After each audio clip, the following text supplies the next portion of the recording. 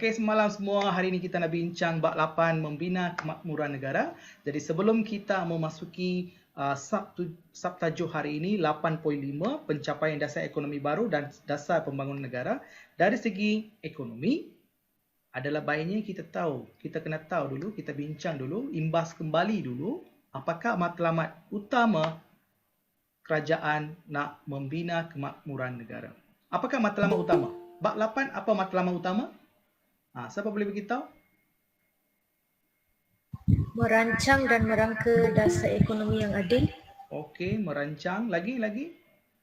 Apakah Ingin tujuan? Meningkatkan perpaduan dan pendapatan. Ingin. Tapi ada dua itu apa dia? Yang dua tu jangan lupa. membahas kemiskinan Dia nak membasmi kemiskinan dan menyusun semula masyarakat. Jadi untuk membasmi kemiskinan dan menyusun semula masyarakat, apakah strategi yang kerajaan gunakan? Dia merangka dua dasar utama. Yang pertama ialah dasar ekonomi baru selama 20 tahun untuk pelaksanaan dia. Yang kedua, dasar pembangunan negara untuk 10 tahun. Jadi untuk mencapai matlamat membasmi kemiskinan dan menyusun semula masyarakat, kerajaan telah merancang dua dasar utama yang akan menyelesaikan masalah itu, iaitu yang pertama, dasar ekonomi baru dan juga dasar pembangunan nasional. Kenapa ada dua? You kena faham. Ini secara umum big idea orang kata secara umum. Secara umumnya kenapa ada dua dasar? Sebab dasar yang pertama, dasar ekonomi baru yang telah dilaksanakan oleh kerajaan selama 10 tahun, okey, tak berapa memuaskan. Masih lagi ada golongan masyarakat, khususnya golongan bumiputera, belum lagi mencapai tahap yang ditetapkan oleh kerajaan. Masih lagi ada ketinggalan, masih lagi ada kemiskinan dalam kalangan golongan bumiputera, okey, dan juga kaum lain jugalah. Jadi untuk menyelesaikan masalah yang sedikit ni, maka kerajaan merangka satu lagi dasar yang dipanggil sebagai dasar pembangunan negara. Jadi melalui dasar pembangunan negara, apakah matlamat utama dasar pembangunan negara? Matlamatnya masih lagi sama, membasmi kemiskinan dan menyusun semula masyarakat, tetapi dengan memfokuskan kepada memberi lebih tumpuan kepada golongan bumiputera. Ini secara umumnya apa yang kita belajar dalam bab 8. Fahami konsep tu kita dah tengok dah. Kenapa kita belajar konsep. Kenapa kita belajar bab 8 tu kita dah tengok semalam. Okey? Jadi hari ini kita nak tengok 8.5. Pencapaian dasar ekonomi baru. Apa dia? Dari segi ekonomi. Okey? Dari segi ekonomi. Okey. Cikgu ulang balik. Jangan rasa, cikgu berapa kali kita mau ulang balik. Ulangan itu lagi baik. Supaya memberi kefahaman kepada kita. Jadi apa konsep dia? Cikgu bagi ringkas saja. Okey, konsepnya. Negara kita merdeka. Ya. Hari ini. Recording itu dah berhenti ke? Apa dia? Recording tak berhenti? Recording berhenti. Dia tunjuk. Recording tak berhenti. Cikgu rekod menggunakan aplikasi lain. Jadi memang dia nampak macam tu. Hari ini boleh? Sorry, sir. Ya. Tak apa. Terima kasih. Memberi ingatan kepada saya. Jadi hari ini kita nak tengok 8.5. Sebelum itu, cikgu ulang balik konseptualnya. Negara kita merdeka 1957. Ingin bangun dan maju. Ada beberapa faktor yang membantu kemajuan sesebuah negara, ekonomi, politik dan sosial. Jadi untuk memantapkan tiga benda ini, kerajaan telah mengambil beberapa usaha. Pemantapan dari segi politik, telah berlaku, kita dah belajar dalam bab 6.5 dari segi keselamatan, pengukuhan politik dan sebagainya. Dalam bab 7 kita dah tengok pengukuhan dari segi sosial yang berkaitan dengan bagaimana melalui pendidikan dan juga bahasa kerajaan dapat memberi tumpuan untuk mengintegrasikan kaum dan mewujudkan perpaduan dan seterusnya menstabilkan bidang sosial. Seterusnya tinggal lagi satu iaitu bidang ekonomi. Jadi apabila dia datang kepada bidang ekonomi, dia ada dua matlamat. Satu, membasmi kemiskinan dan menyusun semula masyarakat. Itu yang kita nak tengok hari ini lah bab ini. Okey? Jadi apabila kita mantapkan kita punya ekonomi, apa yang berlaku? Yang ini penting, paling penting ya, kita mantapkan ekonomi kita. Kenapa dia nak mantapkan sosioekonomi? Sebab ekonomi setiap kaum ni berbeza-beza. Apabila berbeza-beza, ramai yang tak puas hati, ramai yang iri hati, ramai yang tak suka satu sama lain. Okey? Mereka memandang rendah, okey, terhadap kaum lain. Ini telah menyebabkan hubungan mereka, komunikasi mereka terbantut. Jadi untuk mengelakkan benda ini berlaku, maka kerajaan perlu stabilkan ataupun menyediakan peluang ekonomi yang sama kepada semua kaum. Jadi apabila menyediakan benda ini, maka perasaan itu dapat dihilangkanlah, dapat dikurangkan. Jadi komunikasi itu akan berlaku. Okey, komunikasi itu akan berlaku, integrasi berlaku, perpaduan dapat diwujudkan. Okey, bidang sosial itu dapat dimantapkan, distabilkan. Jadi apabila bidang sosial negara kita aman damai, itu akan memberi kekuatan kepada sektor ekonomi. Kenapa? Sekiranya negara kita aman damai, segala aktiviti perniagaan, perdagangan, okey, pekerjaan itu tak berhenti. Dia sentiasa berjalan. Apabila benda itu dapat diteruskan, maka ekonomi kita akan maju. Kalau ekonomi kita maju, itu akan memberi sumbangan kepada negara kita dari segi apa? Kutipan cukai dan sebagainya. Jadi kerajaan akan dapat dana yang banyak. Apabila kerajaan dapat dana yang banyak dan negara pun aman, maka kerajaan dapat menumpukan kepada pembangunan negara. Last sekali, negara kita akan maju, rakyat akan hidup sejahtera. Jadi ini konsep yang kita tengok dalam impak area. Ada 15 impak dekat sini. Okey, bagi yang baru masuk hari ini, cikgu ulang sekali saja, lepas tu cikgu tu masuk. Okey? Apabila kita dapat mengurangkan ketidakseimbangan ekonomi, kita dapat meningkatkan sosioekonomi kaum, peningkatan pendapatan meningkat, mereka rasa bersyukur, perasaan iri hati terhadap kaum lain dapat dikurangkan. Okey, integrasi kaum yang akan berlaku, dapat mengeratkan hubungan kaum, perpaduan akan wujud, maka kestabilan sosial dan politik dapat dimantapkan. Apabila yang ini dimantapkan, negara aman damai, pelaburan asing masuk. Kenapa? Kita dapat image, mereka dapat image baik. Mereka lihat Malaysia ni sebuah negara yang aman damai, perniagaan mereka boleh dijalankan di sini, boleh dikembangkan di sini. Jadi mereka pun datang di sini buka kilang. Apabila mereka buka kilang, apa yang berlaku? Peningkatan peluang perniagaan pekerjaan itu akan meningkat. Dia akan meningkatkan pendapatan rakyat dan juga pendapatan negara dari segi cukai. Dia akan meningkatkan ekonomi negara. Kita dapat membangunkan negara, rakyat akan sejahtera. Ini konsep umum. Jadi sekiranya okey, langkah kerajaan untuk memantapkan bidang ekonomi melalui dasar ekonomi baru, okey, merupakan salah satu langkah yang bijak. Bincangkan. You akan bincangkanlah. Di sini ada huraian, contoh itu you ambil daripada langkah yang dia buat. Okey, bagaimana kita boleh capai? Okey? Okey, yang ini sudah habis. Okey? Okey. Yang kedua ialah pembentukan dasar ekonomi. Kita dah tengok. Dalam pembentukan ni kita tengok pengenalan dia, bagaimana dan mengapa. Mengapa dasar ekonomi baru diadakan? Sebab ada jurang sosioekonomi. Okey? Bagaimana pelaksanaannya? Pelaksanaannya ada berapa? Ada 8. Jadi apabila kerajaan dapati jurang ekonomi ini wujud, ada tidak keseimbangan dalam bidang sosial dan ekonomi, kerajaan merangka dasar ekonomi baru. Dalam dasar ekonomi baru ada 8 langkah, 8 usaha yang diambil oleh kerajaan. Yang pertama, dia meningkatkan taraf hidup rakyat, okey, melalui rancangan buku hijau atau penggunaan guna tanah. Lepas tu ada wujudkan beberapa agensi kerajaan, mewujudkan pembangunan tanah seperti Felda, okey, dan membangunkan wilayah-wilayah yang ketinggalan.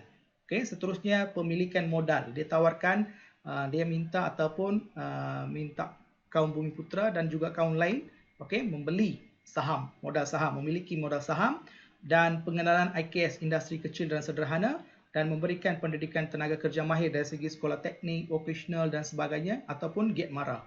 Jadi apabila langkah-langkah ini diambil, diharapkan dapat mewujudkan peluang-peluang pekerjaan. Jadi apabila peluang pekerjaan ini wujud, mereka dapat pendapatan itu dapat digunakan untuk meningkatkan taraf hidup rakyat, maka kerajaan dapat mengurangkan kadar kemiskinan seperti mana yang ditetapkan dalam matlamat mereka, iaitu membasmi kemiskinan. Okey, jadi apabila semua dapat kerja, okey, life tu okey, semua okey, mereka rasa puas hati, lepas tu integrasi itu akan wujud, secara tak langsung itu akan mengeratkan perpaduan dan sosial akan stabil. Itu tujuan kerajaan sebenarnya. Okey, ini antara 8 usaha ataupun langkah yang diambil oleh kerajaan untuk memantapkan bidang ekonomi rakyat. Seterusnya kita tengok pembentukan dasar pembangunan negara, latar belakang, matlamat dia, objektif dia, strategi dia. Strategi dia maksudnya apakah langkah usaha yang diambil lah. Okey, usaha kerajaan apa yang dia buat. Itu yang kita tengok. Lepas tu pelaksanaan dasar pembangunan negara ada 4. Sebenarnya 4 ni bukan baru, bentuk baru. Bentuknya sama, diambil daripada dasar ekonomi baru, tetapi dia ambil 4 yang belum memuaskan itu, dia ulang balik. Dia sambung balik, dia buat balik. Supaya dia dapat capai target dia untuk membasmi kemiskinan dan menyusun semula masyarakat khususnya bagi kaum Bumiputera. Okey? Seterusnya, sosial kita dah tengok hari itu. Apakah? Jadi, macam-macam dia dah buat. Okey, melalui dasar ekonomi baru, melalui dasar pembangunan negara, banyak usaha yang telah dilakukan oleh kerajaan bagi memastikan kadar kemiskinan ini dapat dikurangkan, dapat menyusun semula masyarakat dengan anggapan bahawa, dengan harapan bahawa, okey, dapat meningkatkan ekonomi ataupun pendapatan rakyat. Jadi, melalui beberapa dasar, iaitu dasar ekonomi baru dan dasar pembangunan negara, apakah pencapaian kerajaan dari segi sosialnya? Apakah yang kita dapat capai? Ini semalam kita tengok. Okey, kadar penurunan kemiskinan dapat dikurangkan. Okey, peningkatan kualiti hidup. Rakyat ni kualiti hidup dia meningkat, taraf hidup meningkat. Kemunculan golongan pertengahan. Dulu dia miskin, sekarang dia sudah ada pendapatan, dia ada duit. Dia naik sikit level dia. Okey, itu maksud dia. Masyarakat wujud masyarakat perdagangan dan perindustrian Bumiputera. Contohnya melalui penubuhan IKS dan sebagainya, apabila bantuan diberi sentiasa, bimbingan diberi oleh kerajaan, apa yang berlaku ialah wujudnya golongan-golongan korporat. Sebab apa? Sebab mereka memiliki syarikat. Dulunya kecil IKS, mungkin beberapa tahun mereka mengusahakannya, mungkin dalam 10 tahun, 15 tahun, 20 tahun, mereka sudah pun mengembangkan perniagaan mereka dan seterusnya menjadi lapisan masyarakat yang macam mana? Masyarakat yang perdagangan dan juga perindustrian. Siapa? Bumiputera. Seterusnya, kerajaan juga memberi penekanan dalam pembangunan pendidikan, perkembangan dalam sistem pengangkutan dan perhubungan. Yang ini kita secara detailnya kita tengok semalam. Dan perkembangan bandar-bandar baru ataupun wilayah. Ini yang kita tengok semalam. Ini pencapaian dari segi nombor 4. Nombor 4 Okey, saya ulang balik, boleh? Okey, nombor 4 ni masyarakat perdagangan dan perindustrian Bumiputera. Apa maksud masyarakat perdagangan dan perindustrian Bumiputera? Dulu, sebelum dasar ekonomi ini dibuat, sebelum dasar pembangunan negara ini dibuat, majoriti masyarakat, tak kisahlah, tak kira bangsa lah.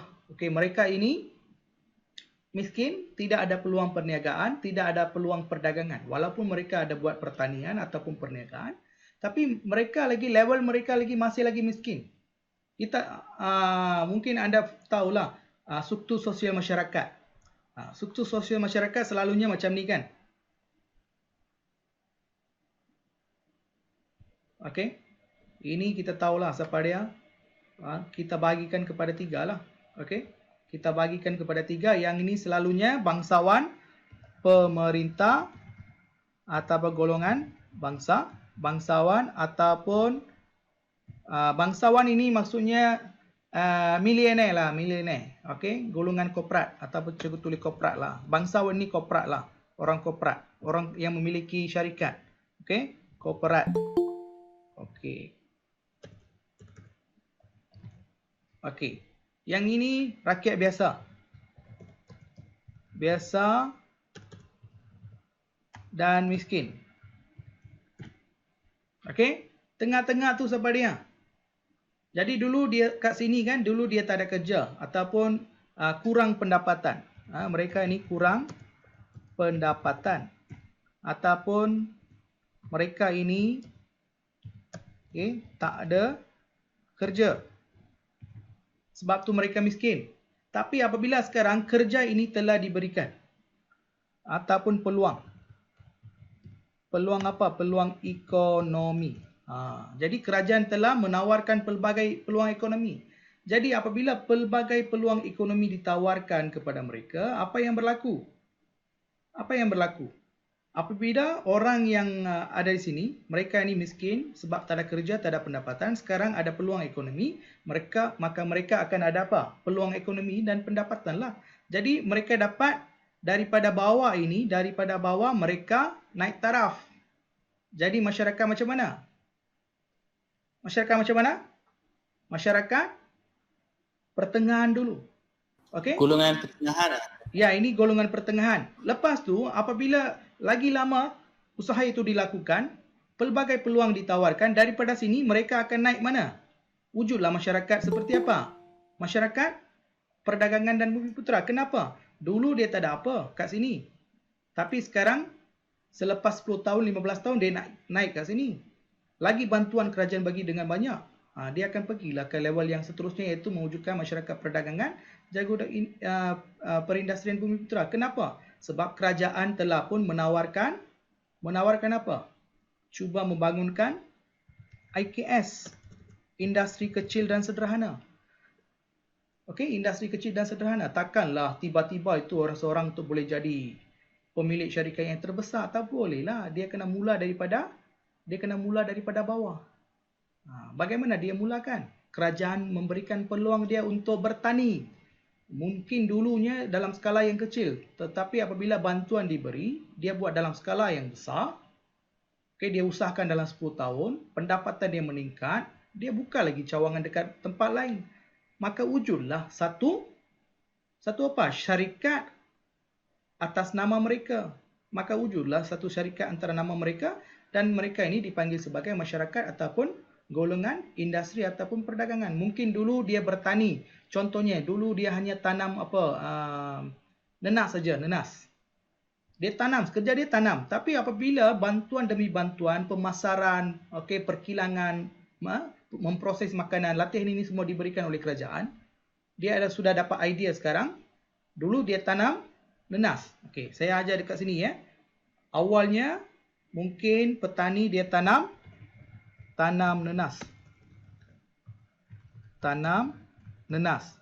Lepas tu pelbagai bantuan diberi, bantuan kerajaan diberi. Maka dia pun tukar. Dia masih lagi tanam nenas, tetapi sekarang dia proses nenas. Lepas proses dia buat apa? Dia buat wujudnya produk baru. Wujudnya produk. Jadi apabila wujudnya dia nak proses nenas dan wujudkan produk baru berasaskan nenas ini, maksudnya dia perlukan apa? Dia perlukan kilang. Tak kisahlah IKS ke, kilang besar ke, dia perlukan apa? Dia perlukan kilang. Kilang itu bermasuk IKS. Lagi lama dia buat, perniagaan dia berjaya, dia buatlah kilang yang lebih besar. Bukan industri kecil. Dia buatlah lagi besar. Maka wujudlah masyarakat, golongan perdagangan dan industri. Kenapa? Sebab mereka ekspor barangan mereka ke luar negara. Okey, mereka telah menubuhkan kilang. Maksudnya mereka ini masyarakat yang mempunyai industri. Faham tak sekarang konsep dia? Siapa yang tanya tadi boleh faham? Hello? Hi? Yang tanya tadi macam mana respon? Faham Okey. Faham, sir. Ini konseptual. Kalau kita dah faham, tak payah hafal. Jangan hafal. Okey? Ya. Okey, seterusnya. Seterusnya kita tengok pembangunan pendidikan, perkembangan wilayah dan sebagainya. Ini pencapaian sosial yang kita tengok semalam. Okey, hari ini jelas okey.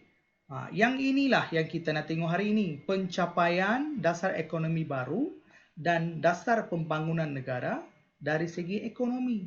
Dulu sosial. Dia fokus kepada sosial saja. Bagaimana meningkatkan taraf hidup. Bagaimana meningkatkan taraf hidup. Dengan pencapaian apa? Dengan pencapaian ekonomi saja. Sekarang kita nak tengok apa pencapaian yang dilakukan oleh kerajaan dalam bidang ekonomi. Maksudnya, apakah perkembangan ataupun kemajuan yang terdapat dalam bidang ekonomi. Contohnya dalam sektor perkilangan, perindustrian. Itu fokus kita sekarang.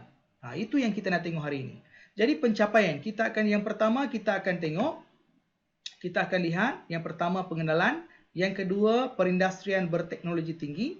Jadi apakah pencapaian kerajaan? Dia berjaya mewujudkan tempat ataupun industri yang berteknologi tinggi. Yang kedua, dia berjaya mewujudkan perindustrian baru, tempat baru. Yang ketiga, dia berjaya mewujudkan estate perindustrian, kawasan dia luas. Okey. Seterusnya dia berjaya mewujudkan taman teknologi perindustrian. Industri dalam tu ada taman. Bukan taman kita nak pergi main. Taman teknologi perindustrian. Lepas tu kerajaan juga berjaya membina industri pembuatan kereta ataupun kenderaan sendiri. Itu yang kita nak tengok. Last kita nak tengok sebagai rakyat apakah orang kata apa usaha kita, bagaimana kita nak membantu kerajaan. Itu nanti kita tengok. Jadi ada berapa pencapaian di sini? Jumlahnya ada berapa pencapaian di sini? 7. Ada 7 pencapaian. Okey, sana 1, 2, 3, 4, 5. Okey, yang ini pengenalan saja adik. Ini tak apa, macam kesimpulan lah. Yang ada ni ada berapa? Ada 5 saja. Pencapaian ada di 5, pencapaian dari segi ekonomi ada berapa? Ada 5. 1, industri berteknologi tinggi. Yang kedua, kawasan perindustrian baru, dia berjaya mewujudkan estate perindustrian. Yang ketiga, yang keempat, taman teknologi perindustrian. Yang kelima, kenderaan buatan Malaysia. Jadi kita akan rungkai satu-satu. Okey? Jika tak faham, boleh buka mic. Sekiranya anda hantar mesej, kalau cikgu tak respon, boleh buka mic, tanya terus. Okey, pengenalan. Kita nak tengok pengenalan. Apa yang berlaku? Jadi, industri yang ditubuhkan, pencapaian, dalam dasar ekonomi baru memanglah dia buat. Banyak benda yang dia buat. Kita tak tahu output dia macam mana kan? Output dia. Jadi, kerajaan yang pertama dia berusaha membasmi kemiskinan dan menyusun semula masyarakat. Okey, bagi dua perkara ini, apa yang dia buat? Dia mewujudkan peluang pekerjaan yang baru kan? Dia mewujudkan pelbagai peluang pekerjaan. Pada masa yang sama juga, kerajaan ini dia buat apa? Dia memberi fokus kepada kewujudan ataupun pembinaan industri berteknologi tinggi. Kenapa? Dengan tertubuhnya industri-industri macam ni, dia akan menawarkan pelbagai peluang perniagaan. Contohnya, dia tubuhkan kilang proton, kilang kereta proton kan? Okey, contohnya lah. Kilang kereta proton ni yang terbesar saya rasanya ada dekat Perak. Okey, Tanjung Malim rasanya. Okey, Tanjung Malim. Betul ke? Siapa yang ada dekat situ, Tanjung Malim? Betul, sir. Dekat UPSI kan? Betul tak? Dekat Betul, dengan UPSI. Okey, sebelah sana lah, area sana, saya lupa. Kilang tu ada dekat situ. Persoalannya sekarang, ada tak? Adakah barang-barang yang dia nak buat ni, dia nak bina kereta ni, buat kereta ni, barang-barang itu proton yang buat sendiri? Tak. Proton tak akan buat sendiri. Jadi apa yang buat?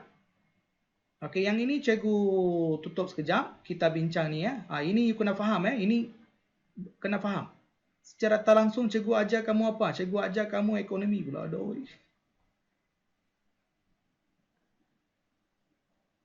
Okey. Proton. Cikgu type sini ya, proton. Okey. Proton buat apa? Kereta. Dia buat kereta. Betul. Okey, dia buat kereta. Dia buat kereta. Okey. Kalau kita nak bina kereta ni, dia kena ada apa? Dia kena ada apa? Parts. Betul tak? Parts maksudnya apa? Ataupun bahagian-bahagian kereta lah. Betul tak? Betul kan? Betul. Betul, Okey, sir. bahagian-bahagian kereta tu kena ada. Ada tak bahagian ataupun parts kereta? Tayar. Kita senaraikan di sini. Tayar. Okey, tayar. Wire. Lagi apa? Nuts. Lagi apa? Lagi apa? body dia. Lagi apa? Aircon Engine. dia, AC dia. Lagi apa? Enjin. Engine dia. Lagi apa dia? Pintu. Apa dia? Apa dia? Kuat sikit. Louder. Pintu, sir. Pintu. Okey. Pintu dia. Sekejap. Pintu dia. Lagi? Lampu, Mesin sir. dia. Lampu, sir. Lampu. Lampu dia. Lagi? Steering. Steering. Tak pastilah betul ke steering. Dua PC harga. box. Apa dia? PC box. Computer box. Computer box. Apa box lah. Cukup lah. Sini ada berapa ni? Contoh. Ini contoh saja. Ada berapa? 1, 2, 3, 4, 5. Okey, 6. Yang ni 7, 8, 9. Okey, sini ada 10. Ada 10 kan? Ada berapa? Ada 10. Alamak. Okey. Okey. Ada 10. Ada 10 part. Maksudnya kerajaan akan wujud apa? Akan wujud 10. Apa dia? 10 IKS.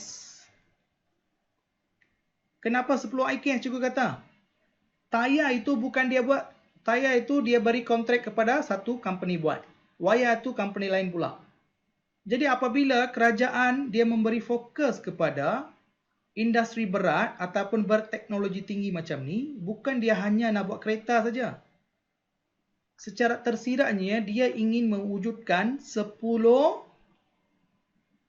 syarikat kecil di mana akan membuat bahagian-bahagian tertentu. Maka wujudlah IKS. Kilang ni banyak dengan banyak. Faham tak? Jadi apabila wujud kilang yang banyak, bukan Proton saja memberikan peluang pekerjaan, 10 kilang ini yang buat barang-barang tertentu ini juga akan menawarkan peluang pekerjaan. Jadi sekiranya 10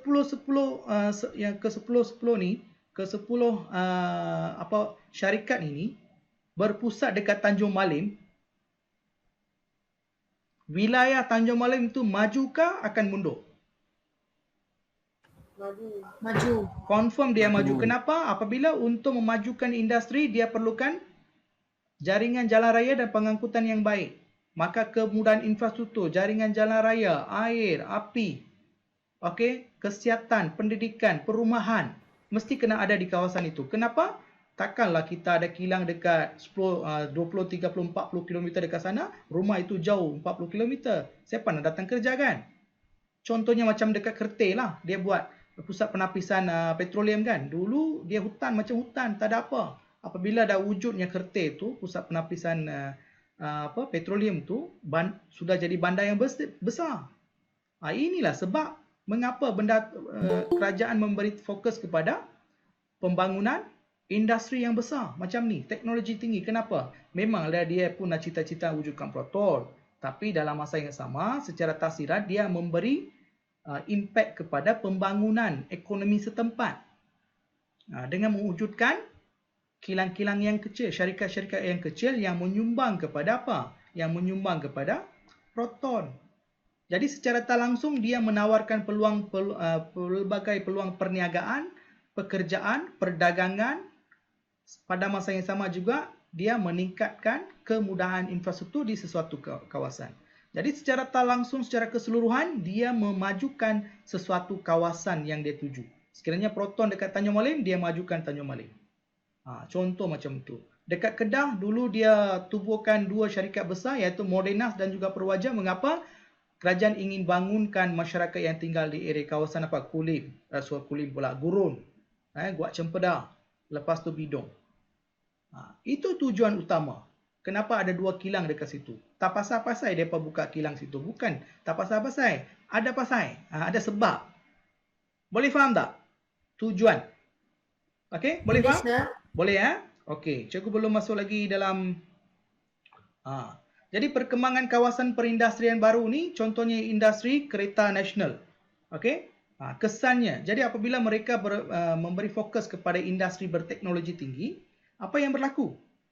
Membawa perubahan dari segi apa? Dari segi ekonomi lah. Kenapa membawa perubahan dari segi ekonomi? Mengapa? Mengapa? Mengapa memberi perubahan dari segi ekonomi? Tolong jawab. Tolong jawab. Dia majukan Sebab dulu kalau proton satu saja, dia hanya cukai dapat dekat mana? Cukai hanya dapat dekat daripada cukau pula. Aloi. Cukai daripada proton saja. Tapi apabila proton dibuka, 10 IKS ini perlu menyumbang apa? Sebahagian pendapatan ataupun dari segi apa? Cukai kepada siapa?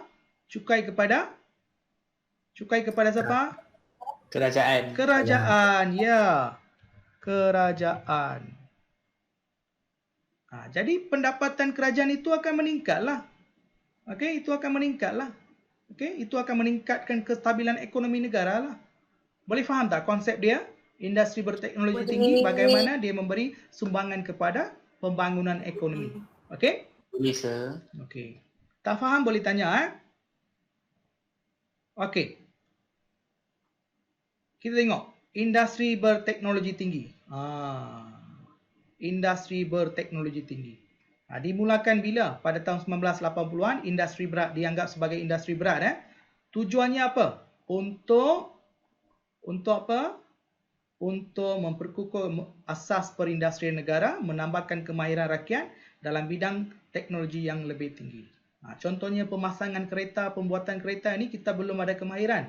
Kita ambil, kita pinjam daripada Jepun. Sebab tu kita dulu ada dasar pandang ke timur.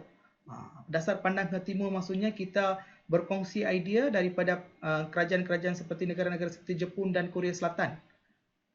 Dari situlah asas bagaimana kita bina kereta nasional kita. Kita semuanya daripada sana. Jadi apabila perkongsian ini wujud, apabila industri berat ini ditubuhkan di negara kita, rakyat terpaksa bekerja dan mereka terpaksa belajar kemahiran-kemahiran tertentu. Jadi dengan ini dapat menambah kemahiran rakyat. Dalam apa? Dalam bidang yang berteknologi tinggi. Okey? Jadi usaha ini melibatkan siapa? Usaha ini melibatkan penggunaan jentera moden. Memerlukan kemahiran tinggi dan modal yang tinggi. Jentera moden, kemahiran tinggi, modal tinggi. Okey, ini paling penting. Kenapa? Sebab dia industri berat. Jadi mesti ada jentera. Okey? Dia melibatkan teknologi. Kita perlu ada apa?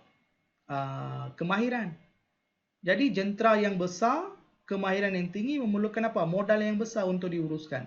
Jadi siapa yang uruskan benda ini? Siapa yang uruskan?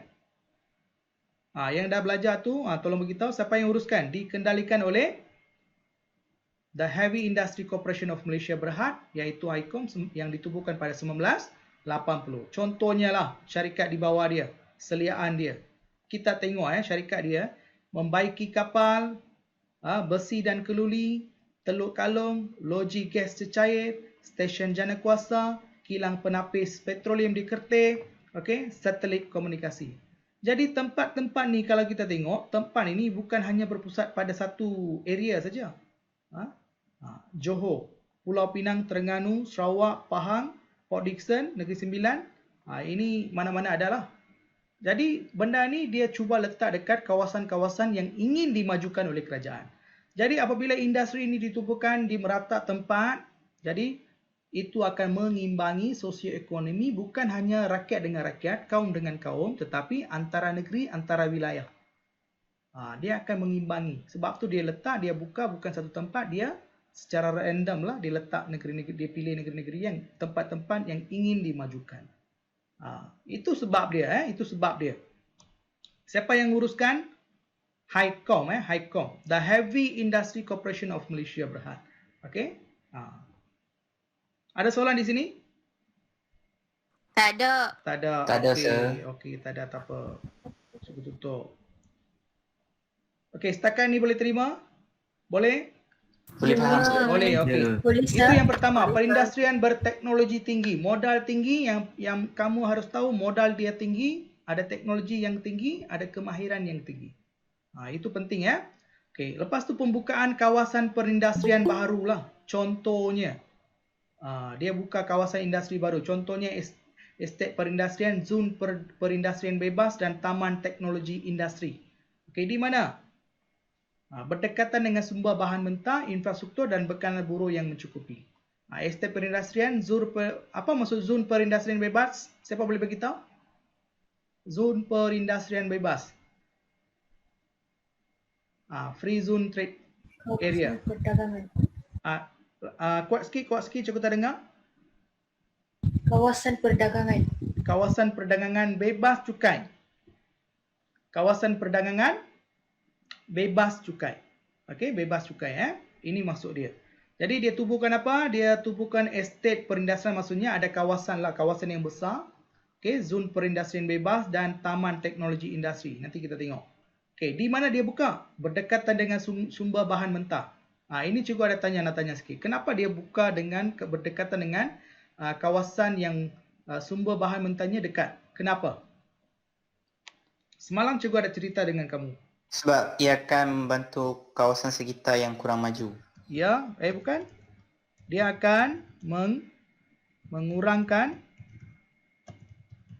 kos operasi. Dia akan mengurangkan kos operasi. Kalau bahan mentahnya jauh, saya buka kilang di Sungai Petani. Cikgu ada tinggal di Sungai Petani, tapi sumber bahan mentahnya ada dekat Johor. Saya nak dapatkan bahan mentah, sebenarnya harga bahan mentah itu mungkin RM10. Tapi apabila dia sampai ke Sungai Petani, dia sudah tukar jadi RM20. Jadi saya rugilah RM10. Kenapa? Hanya saya spend RM10 itu untuk apa? Tujuan pengangkutan saja. Kos pengangkutan. Jadi kos dia meningkat. Jadi untuk mengelakkan benda ini, kerajaan cuba memilih kawasan bahan mentah. Jadi kenapa dia berfokus ke kawasan sesuatu tempat? Yang pertama, tujuannya adalah untuk apa? Untuk mengelakkan kos operasi dia meningkat. Yang pertama, adanya tempat untuk memajukan infrastruktur. Tadi macam Kawin kata, ingin majukan sesuatu kawasan, dia ingin majukan sesuatu infrastruktur dan dia buka dekat ramai orang. Sekiranya tempat itu ada ramai, cukupnya buruh, masyarakat yang tinggal, itu akan membantu mereka sebagai pekerja. Itu tujuan dia. Okey? Jadi apakah tujuan dia? Apakah tujuan dia? Membantu pembangunan ekonomi di kawasan sekitarnya yang kurang maju dan menambah pelaburan. Dia nak membantu apa? Pembangunan ekonomi di kawasan sekitarnya yang kurang maju dan ingin menambah pelaburan modal. Ini yang mereka buat. Ingin menambah pelaburan modal. Okey. Apa maksud ingin menambah pelaburan modal ni? Apa maksud dia? Okey. Kerajaan dah buka dah kilang banyak, tapi kerajaan tak 100% nak sumbang dana. Dia cuba cari dana daripada dalam dan juga luar negara. Dia cuba menarik siapa? Apa maksud dia? Cuba menarik pelabur. Pelabur dalam dan luar negara. Jadi apabila dia cuba menarik pelabur dari dalam dan luar negara, ini bermaksud kerajaan memang berusaha untuk memajukan negara kita. Okey? Pada masa yang sama, pihak swasta pun terlibat. Jadi di sini siapa yang terlibat? Siapa yang terlibat? Pelibatan Pihak swasta. Ya, pihak swasta. Jadi ada pelibatan pihak swasta dan kerajaan. Jadi apabila ada pelibatan pihak swasta, kerajaan, okey, plus pelibatan pihak swasta, itu akan mempercepatkan proses pembangunan negara kita. Itulah tujuan kerajaan mewujudkan kawasan industri baru ni. Okey, kawasan industri baru ni kenapa ditubuhkan? Inilah sebab dia. Okey? Okey, balik baru. Boleh faham? Boleh ya? Boleh, sir. Okey, lepas tu estate, kawasan estate perindustrian dibangunkan oleh siapa? Perbadanan Kemajuan Ekonomi Negeri, pihak berkuasa pembangunan wilayah dan pihak swasta.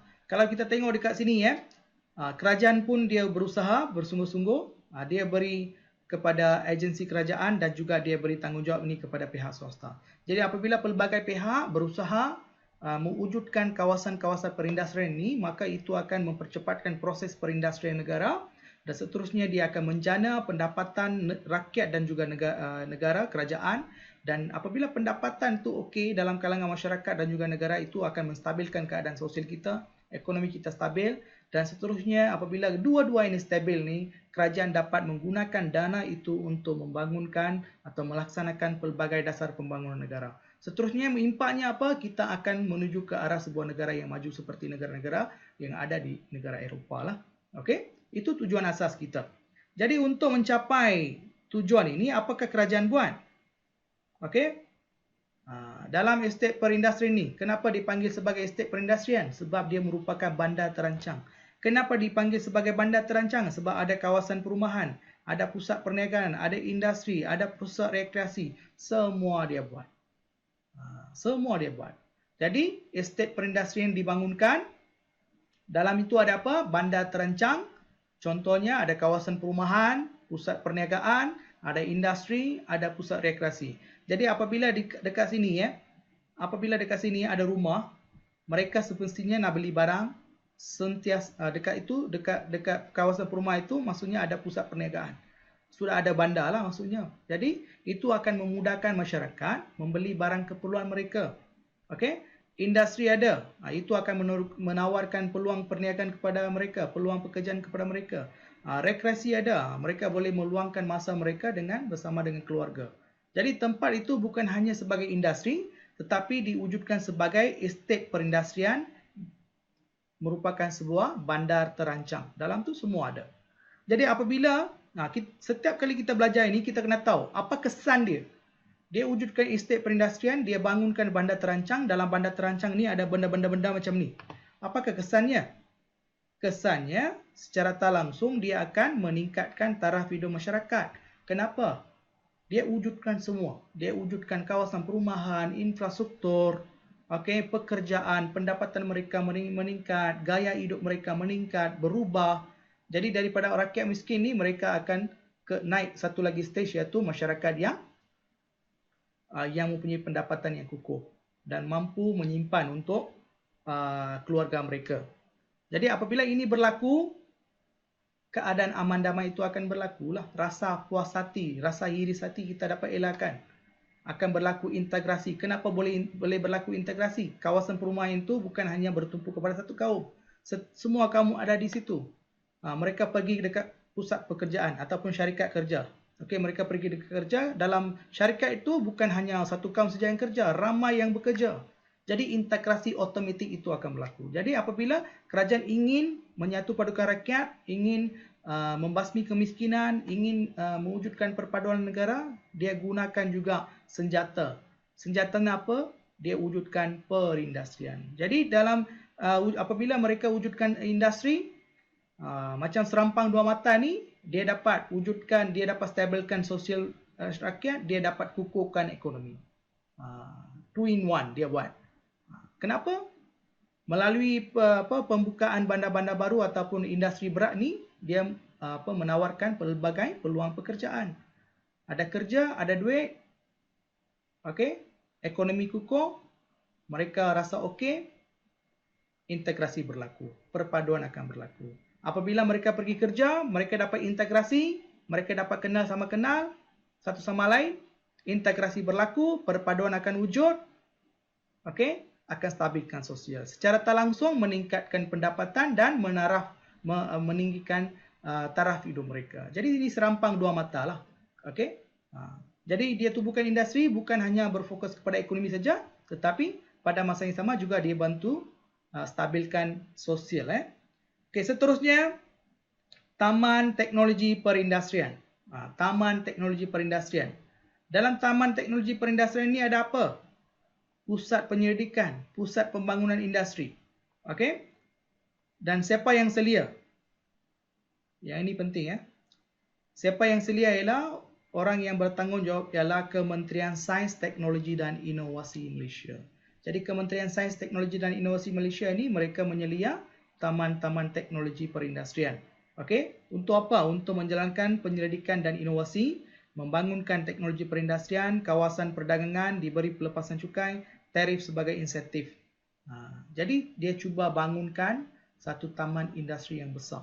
Sama juga konsepnya, mungkin namanya berbeza, estate perindustrian, taman perindustrian, tapi dua-dua industri, konsepnya sama, dia menawarkan peluang perniagaan, dia cuba wujudkan peluang perniagaan baru, dia cuba wujudkan IKS dan sebagainya, itu akan meningkatkan pendapatan dan meningkatkan taraf hidup rakyat. Seterusnya, ekonomi dan sosial itu akan stabil. Itu akan memberi kestabilan kepada politik. Okey, Cikgu Padam ini, ada soalan di sini? Okey? Tak ada. Ada Okey, untuk apa? Kita tengok untuk apa? Untuk menarik pengusaha melabur, merangsang ekonomi kawasan sekitar, digunakan oleh siapa? Kawasan-kawasan ini, kawasan orang kata apa, taman teknologi ini digunakan oleh syarikat-syarikat yang besar, multinational company, iaitu syarikat Sime Darby, Axiata Group, Proton Holding. Axiata Group ini sebenarnya Celcom lah, Celcom. Syarikat telekomunikasi ya. Sime Darby ini dia ada plantation, ada kereta, pemasangan kereta dia ada. Plantation maksudnya kelapa sawit lah. Dan juga dia juga terlibat dengan hartanah di dalam dan luar negara. Okey. Nanti saya akan buat satu kesimpulan. Kita akan buat satu kesimpulan. Okey. Yang last kali kita tengok kenderaan buatan Malaysia. Penubuhan dan kajian. Okey. Siapa yang buat? Awalnya HICOM buat. Melalui apa? Dasar Perindustrian Malaysia 1983. Okey. Melalui Dasar Perindustrian Malaysia 1983.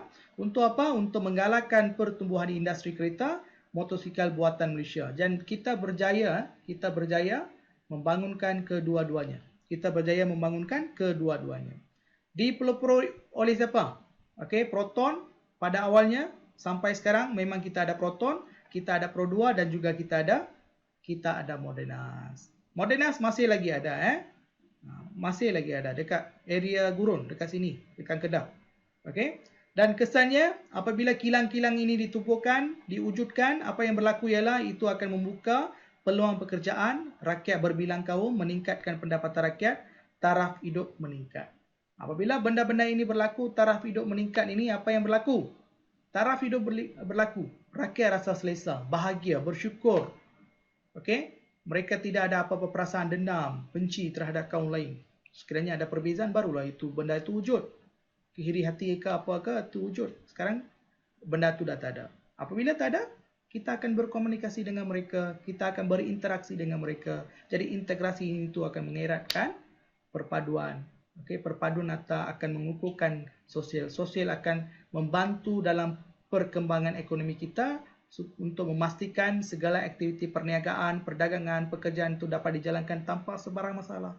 Sekiranya negara kita huru-hara, perniagaan, perdagangan itu tak dapat dijalankan, ekonomi akan terbantut, perkembangan negara, pembangunan negara pun kita tak dapat capai.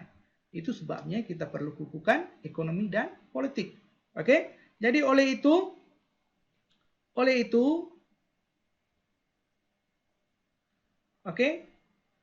apa yang kena buat?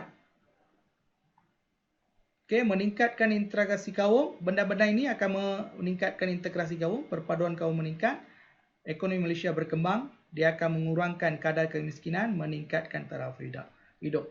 Jadi, daripada awal bab sampai akhir bab, keyword yang selalu berulang apa dia? Integrasi, perpaduan, berkembang, mengurangkan kadar kemiskinan, peluang pekerjaan, taraf hidup meningkat, eratkan, tingkatkan integrasi. Inilah keyword-keyword yang sentiasa you kena ingat. Saya rasa you dah hafal dah. Tak payah hafal. Saya dah ulang banyak kali. You memang dah betul-betul ingat benda tu. Okey, seterusnya. Kita sebagai rakyat Malaysia, apa yang kita perlu buat? Kerajaan dah buat dah banyak langkah dan usaha. Apa yang kita perlu buat? Kita sebagai rakyat Malaysia, kita perlulah bersyukur dengan kemakmuran yang kita capai. Okey? Dengan macam mana? Dengan menyokong segala dasar kerajaan. Jadi jangan lawan kerajaan. Kita sentiasa perlu sokong kerajaan. Sekiranya apa yang dilakukan oleh kerajaan itu memberi manfaat kepada kita untuk meningkatkan taraf hidup kita, kita seharusnya menyokong kerajaan yang sedia ada. Demi apa? Demi pembangunan negara dan kesejahteraan rakyat. Jadi apa yang maksudnya kita perlu menyokong kerajaan sedia ada? Kita perlu bersatu padu, memberikan sokongan kepada kerajaan. Bagaimana apabila kita bersatu padu, ekonomi sosial akan kukuh. Apabila sosial kukuh, ekonomi pun akan kukuh. Ini akan memberi kekuatan kepada kerajaan untuk membangunkan negara dan kesejahteraan rakyat tanpa sebarang masalah. Kalau negara kita ada banyak masalah, huru-hara, porak-peranda, ada masalah politik di sini di sana, kerajaan tak dapatlah, pemimpin ni tak dapat fokus kepada pembangunan. Dia terpaksa selesaikan masalah ini. Jadi itulah yang dia cuba sampaikan dalam bab-bab ini. Okey? Okey, ada soalan di sini? Tak ada, sir. Tak ada. Okey. Tak ada, sir. Sekejap eh. Oh, ini bab yang besar. Okey, tak ada. Cikgu tutup di sini. Okey, sekarang apa yang kita nak buat ialah kita nak buat rumusan. Kita nak rumusan konsep bab 8 secara keseluruhan. Okey, konsep bab 8 secara keseluruhan Ada soalan. Tadi soalan apa sekejap? Saya tengok soalan dia apa? Kalau semua dasar telah dilaksanakan kerajaan dari dulu, lagi kenapa kemiskinan di negara kita masih tak dapat dibendung? Oh, soalan yang bagus. Kita apa-apa kita usaha-usaha yang kita lakukan ni tak 100% capai kepada apa? Masyarakat. Usaha itu perlu berterusan. Bukan kita buat usaha ni mesti capai, tak. Itu mengikut keadaan, suasana, pendidikan yang kita dapat. Itu bergantung kepada suasana lah. Sosiopolitik negara tu macam mana? Dasar-dasar kerajaan tu macam mana sampai ke tangan rakyat? Adalah banyak benda yang terlibat. Itu politik banyak. Kita tak nak sembang benda tu. Okey. Siapa? Darwin Singgam. Terima kasih soalan yang baik. Okey, kita tengok konsep bab 8. Jangan left dulu.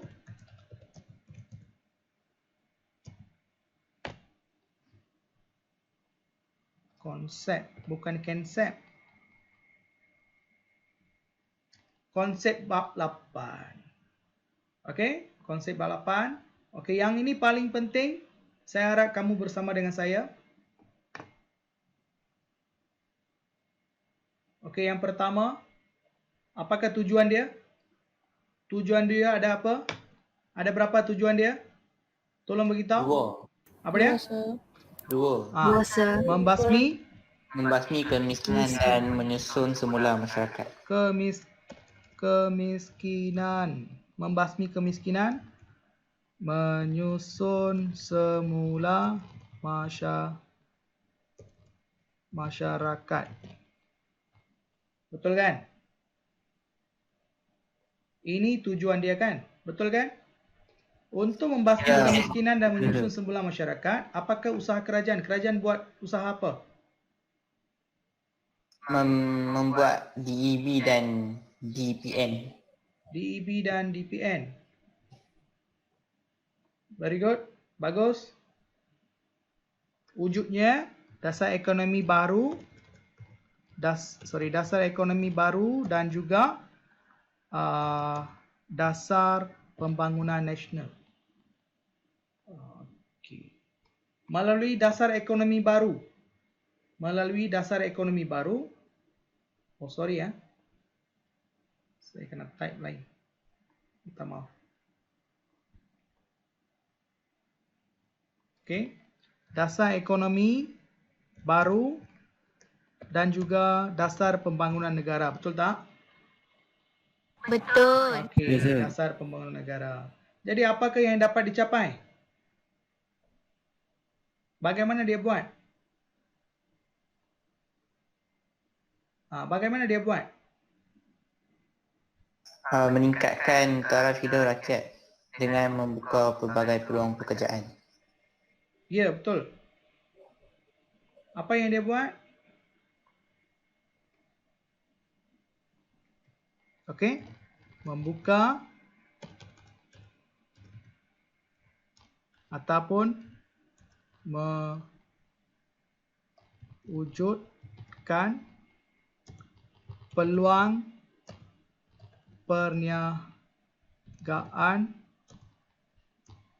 dan perdagangan. Okey?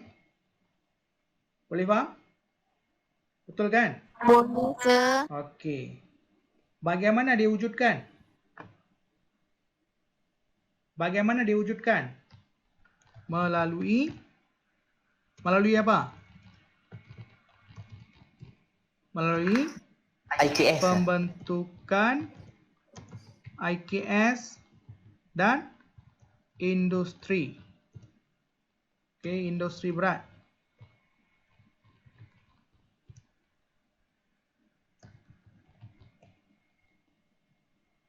IKS industri berat.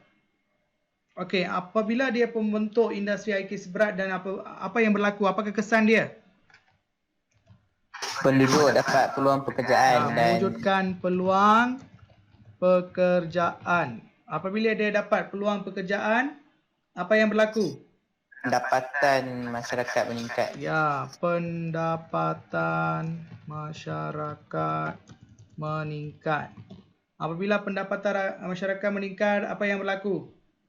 Taraf hidup mereka meningkat. Okey, taraf hidup masyarakat meningkat. Apabila taraf hidup meningkat, Kerajaan dapat membasmi kemiskinan. dapat membasmi kemiskinan. Apabila membasmi kemiskinan, jawab. Dapat membasmi kemiskinan, apa yang berlaku?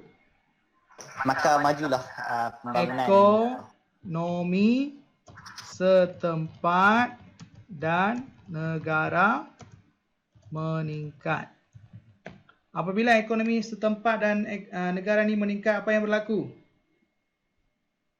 Jawab. Jangan tak jawab. Pelabu asing masuk. Ya. Ekonomi meningkat, apa semua meningkat. Okey. Melalui actually yang ini satu bidang saja, satu flow saja kita tengok. Sana. Yang ini sebenarnya kita tengok satu flow saja. DPN ni dia wujudkan apa? Melalui pembentukan IKS dan industri berat. Ini kita hanya fokus kepada rakyat. Kalau kita fokus kepada kilang, kalau kita fokus kepada pelabur asing, apa yang berlaku? Kita dapat menarik pelabur asing melalui pelbagai dasar. Jadi konsep bab 8 dia ingin membasmi kemiskinan dan menyusun semula masyarakat melalui dasar ekonomi baru, dan DPN dia mewujudkan peluang perniagaan dan perdagangan, macam-macam bentuk, macam-macam bantuan yang kita tengok tadi sebelum ni, melalui pelbagai pembentukan IKS, industri berat. Bukan itu sajalah, ada banyak lagi lah bantuan dari segi perniagaan, dari segi penubuhan felda, pembangunan wilayah, itu semua ada kan. Jadi apabila benda-benda ini wujud, langkah ni ada berapa langkah sebenarnya? Okey, bab 8.4 ni ada berapa langkah? 8.3. Sekejap DEB ada berapa?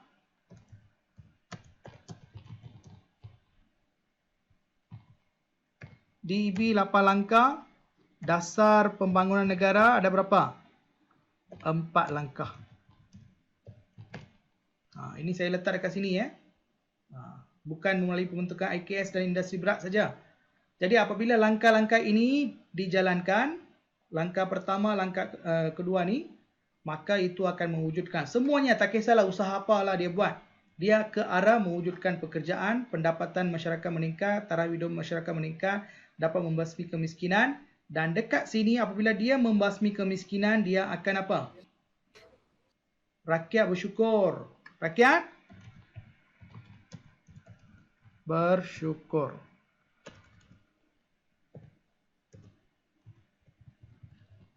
Rakyat bersyukur. Okey? Apabila rakyat bersyukur, apa yang berlaku? Kita dapat elakkan apa dia? Kita dapat elakkan Perasaan ketidakpuasan. ya, benda itu kita dapat elakkan. Integrasi wujud, perpaduan wujud, kestabilan ekonomi akan wujud. Okey, memberi kestabilan kepada ekonomi, seterusnya memberi kestabilan kekuatan kepada pemerintah untuk melaksanakan pelbagai dasar pembangunan. Inilah yang berlaku. Inilah yang secara keseluruhan ini yang harus kamu faham. Ini yang harus kamu faham.